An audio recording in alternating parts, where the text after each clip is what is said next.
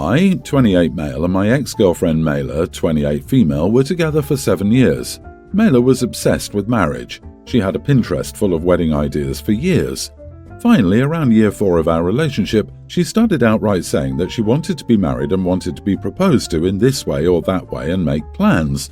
I told her that I would think about it. While I loved her, I wasn't sure if marriage was for me. We argued and she gave an ultimatum. Either I propose or we break up. I didn't make a decision and she broke up with me. I realized I wanted her in my life and I proposed. My mom gave me her engagement ring, which wasn't Mayla's style or size, but she seemed happy. I started getting second thoughts and we got into a fight. Mayla took off the ring and gave it back to me. We broke up and we went our separate ways.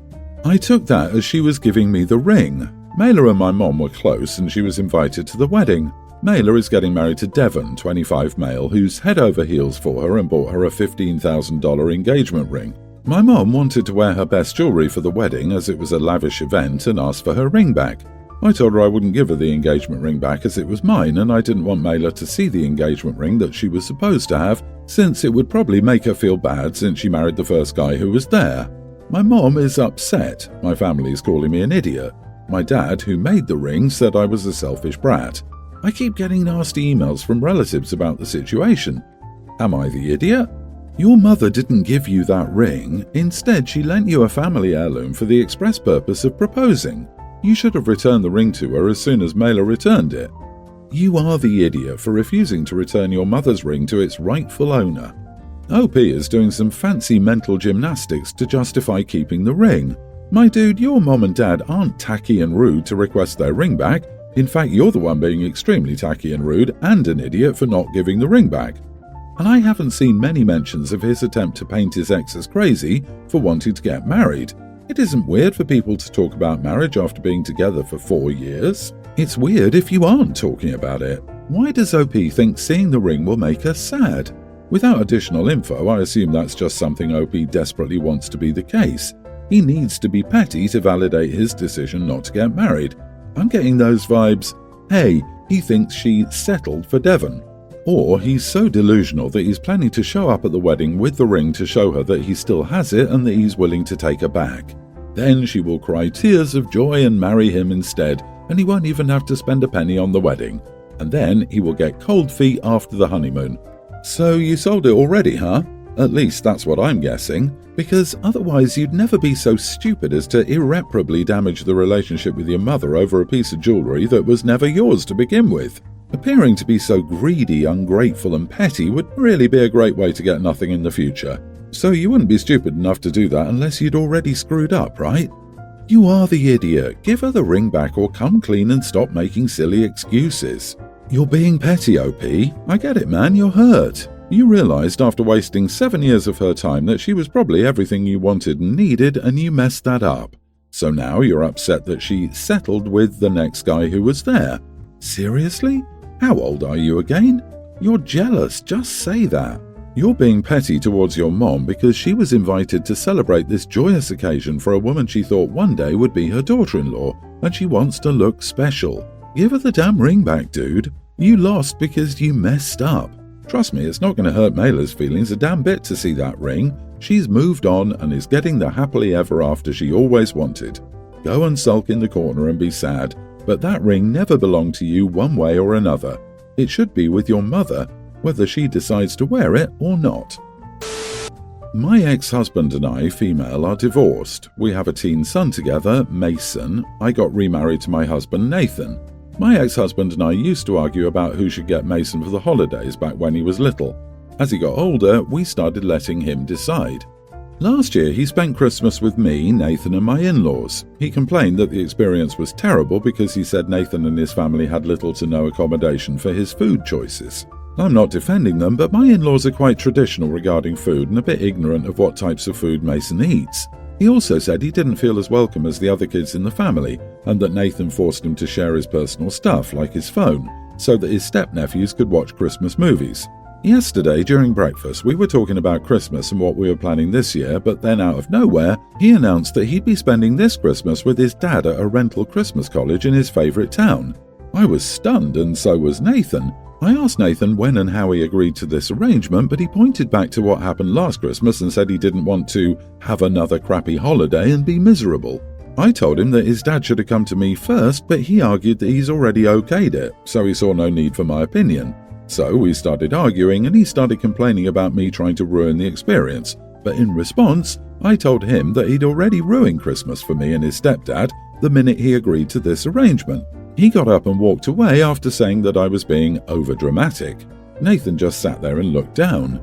I had a huge argument on the phone with Mason's dad, and he kept giving me an attitude and laughing and saying that I sounded pathetic. Finally, when I told him I'd have my lawyer call him, he backpedaled and said he wouldn't have done this if Mason didn't like it. He urged me to drop it and let Mason have this experience, or he'll resent me for missing it. Now Mason isn't speaking to me, so Nathan is trying to convince him to stay with us because our Christmas is ruined without him, but he won't budge from the looks of it. Am I the idiot for not dropping it as well? What I meant by why didn't his dad come to me first is that he planned to take Mason out of town, which is a big deal to me. There's going to be travelling. You are the idiot, so your son can decide who he wants to spend holidays with as long as he chooses you. Get over yourself. Start thinking of your son. You did nothing to make his holiday a good one last year. You let him be miserable and just defended your in-laws. Instead of supporting your son's choice, you throw a tantrum and threaten your ex. You're acting more like a kid than your kid. He also chose to spend it with you last year. Why can't he switch off this year if you let him choose? The only reason you give him an option is so that you get to lord it over your ex when you get picked. But now that it's gone the other way, you're throwing a tantrum, and you're going to ruin your kid's holiday and your relationship with him if you keep pushing this. The reason he only ruined Christmas is he's not going to be there to be a free babysitter. He's ruining their case to relax and not worry about the kids. They probably told the family that he'd be there and willing to babysit so the parents can drink. This poor kid. That being said, he is a teen. He can decide where to spend Christmas as per you and your ex's agreement. He did that, and you shame him for it and threaten your ex with a lawyer? I have no words. My 35 male sister, who we'll call Jane, 24, is staying with me and my wife, who we'll call Sue, 32, while completing a prestigious internship in our city. My sister is also autistic but has lived independently, worked, taken care of herself, etc. She has attached herself to Sue since she doesn't have many friends. Sue likes Jane well enough but finds her pushy and overbearing. Sue is pretty good-natured and knows this is temporary, so she usually just laughs it off. She will not laugh off the fact that Jane will follow Sue everywhere if she wants to talk, and she even tries to follow Sue into the bathroom or our bedroom. Sue doesn't leave mid-conversation unless she really needs the bathroom, but it seems like Jane magically finds something she desperately needs to talk to about right when Sue is leaving the room. It's never anything important, just chit-chat. We do have locks on the doors, but Jane tries to follow Sue in, so she can't shut the door quickly enough to keep Jane on the other side. Sue has told Jane directly and clearly that our room is always off-limits unless there's an emergency, and the bathroom is off-limits when someone is occupying it.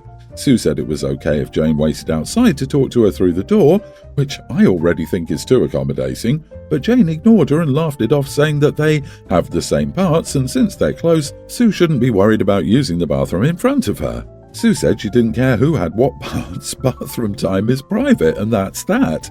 I agreed and told my sister to knock it off. My sister started complaining, so I asked her, "Jane, do you follow your co-workers at your internship into the bathroom?" She laughed and said, "No, that would be harassment." I said, "The same rule applies in our home. You're harassing Sue and not respecting her wishes for privacy. If this ever happens again, I'm kicking you out." She burst into tears and ran to her room, where she called our parents, who told me that I was sick and disgusting for implying that my sister was capable of harassing Sue, and that I was stopping my sister from bonding with my wife in her own way. I told them that if they felt that way, they could come together or pay for an apartment in our city because we weren't tolerating it anymore. I know I'm not the idiot for standing up for my wife, but I wonder if saying that Jane harassed Sue was too far. Not the idiot. Your sister is the one who said that behaviour was harassment. She just felt it shouldn't apply to her in your home.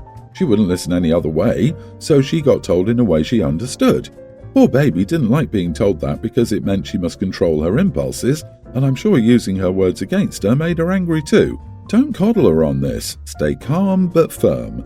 I used to work with young adults on the spectrum, and they need very clear boundaries that are inviolate. Indeed, the words came from her own mouth. She's clearly having boundary issues with personal rather than professional relationships, as she seems to know in the workplace what she does is a no-no. She didn't like the connection she made in her own head. Core belief systems conflicting actually feel akin to physical pain. Don't need to be in the spectrum to break down even temporarily. You articulated the boundary clearly for Jane, and clearly your parents don't give a crap about Sue's feelings and whether she wants such bonding. Your parents can pay her apartment rent or take her home, lol. You did everything right. Your wife is already beyond accommodating because I wouldn't want anybody standing guard at a door when I'm doing my stuff, not to mention talking in the process. Your wife is a saint. She has so much patience. I'm impressed, to be honest. I, 29 male, had a kid, my daughter, with my ex-wife, 32, 10 years ago. And there's no real way to sugarcoat this, but as soon as she was born, I left. And I never ended up seeing her in the hospital as a baby. I was never really present in her life at any point, but I ended up getting a divorce 11 months later, with her getting full custody, of course. I married young, was really stupid, and thought I'd end up being a good dad despite having no skills, but I got scared that I'd turn out like my dad and chickened out.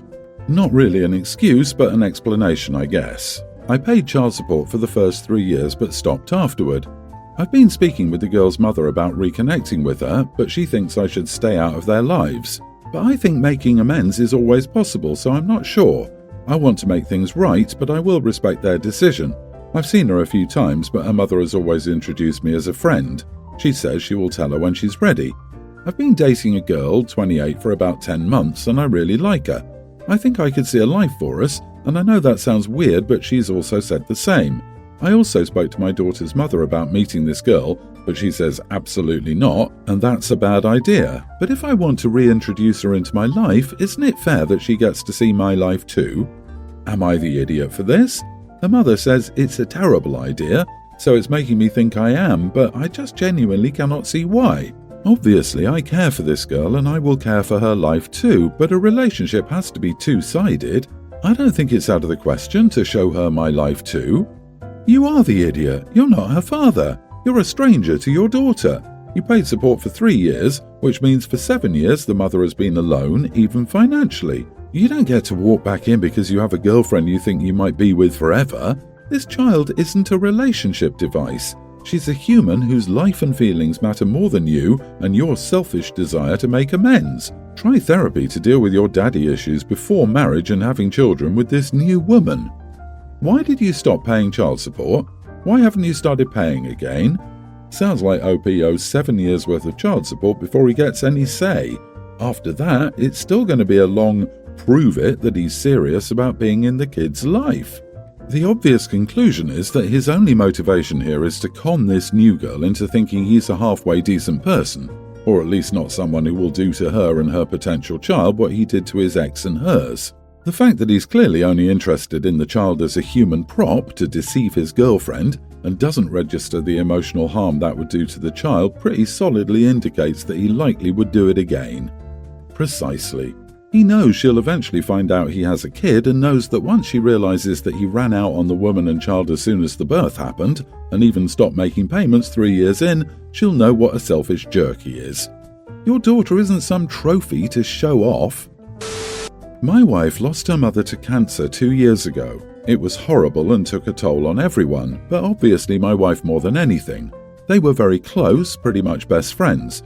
We knew it was coming and the illness took over our lives, which is to be expected. I also knew my wife would struggle when she finally did pass, so I tried to convince her to go to therapy, but she refused. We have 2 older children, a young teen and a young child, and this year she gave birth to our youngest. This is the only grandchild my mother-in-law never got to meet. The whole pregnancy was very bittersweet and my wife kept saying, "I wish Mom was here, I wish Mom could meet him, etc." Again, to be expected. But the issue had come up that even before our son was born, every event went back to her mom. At first I understood, but it's become like we have this cloud hanging over us, preventing us from fully enjoying happy moments. I've tried talking to my wife about it gently, but she gets super defensive and refuses to even talk about therapy. Our eldest became a teen over the weekend. She'd spoken to her mom privately and said she'd like for there to be no talk of her grandmother. She wanted a happy celebration and not to get sad that her grandmother wasn't there. My wife agreed. We went out to dinner and everything was fine. Towards the end we had cake. My wife said, "It's just so sad that Grandma can't be here. She'd be so proud of who eldest has turned out to be. I wish she could be here." Our eldest got mad. She blew out her candles but didn't speak for the rest of the dinner. When we got home, I spoke to my wife privately and said what she did wasn't fair. I said she could have excused herself if she was that emotional, but she honestly didn't seem to be. I told her that this couldn't continue to happen. She told me that wasn't fair. I said what isn't fair is this rain cloud she forces over us. She's been off ever since and won't really talk to me or our eldest. She says we're insensitive. Am I the idiot? Not the idiot. Your wife needs grief counselling. She's the idiot. Your child just had her entrance into being a teenager made about death by her mother. It's not about her grandma. It's not about your wife. It's about your kid, and she was denied that. So your wife is being insensitive, not you or your child. Yeah, the wife's grief is very understandable, but it seems like she's tainting the memory of grandma for her daughter and the rest of the family. It's enough of a constant situation that your daughter, who's only a young teen, literally asked her in advance not to do this one time for her own birthday celebration, and your wife wouldn't do it. It's obviously a problem. And just to point out, even if she refuses to get therapy, that doesn't mean the rest of you can't. May have to learn coping strategies or ways to redirect. I don't get this take. Why should the rest of the family, who by all accounts seem to be doing fine, be the ones who have to put in all the effort to tiptoe around Mom, who refuses to get help for her apparent issues? It's been 2 years.